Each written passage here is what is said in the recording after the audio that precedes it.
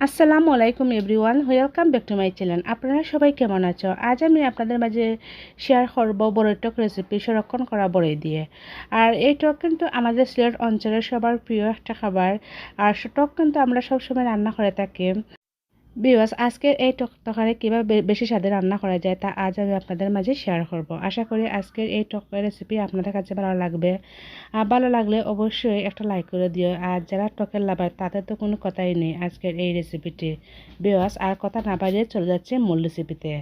আর এখানে নিয়ে নিলাম আমি তেলাপিয়া মাছের মাথা। আর যারা তেলাপিয়া মাছ পছন্দ করে না তারা যে কোনো মাথা নিতে পারটা।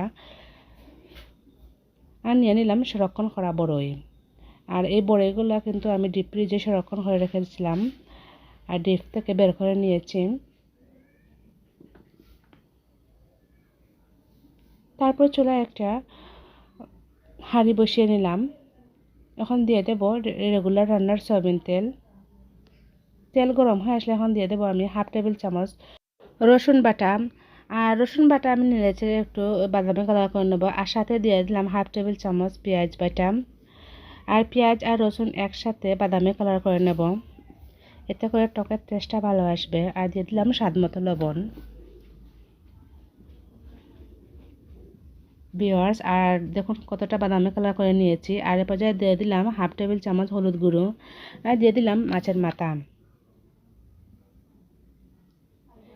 আর এ পর্যায়ে দিয়ে দেব সংরক্ষণ করে রাখা বড়ই। তারপরে একটু জলের পানি দিয়ে এখন আমি একটু সময় রান্না করে নেব।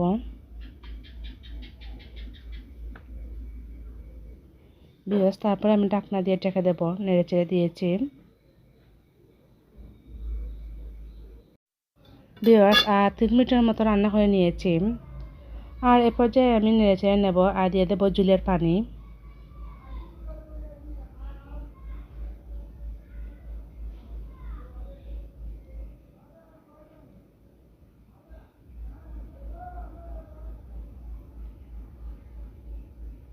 ভিউয়ার্স, তারপরে আমি ঢাকনা দিয়ে ঢেকে দেব আর বলক আসা পর্যন্ত অপেক্ষা করব। ভিউয়ার্স, আর বলক চলে এসেছে। বলক আসার পর আরও 5-6 মিনিটের মতো রান্না করে নেব। আমার এই নিত্য নতুন রান্নার রেসিপি পেতে হলে অবশ্যই আমার চ্যানেলটা সাবস্ক্রাইব করে রাখবা।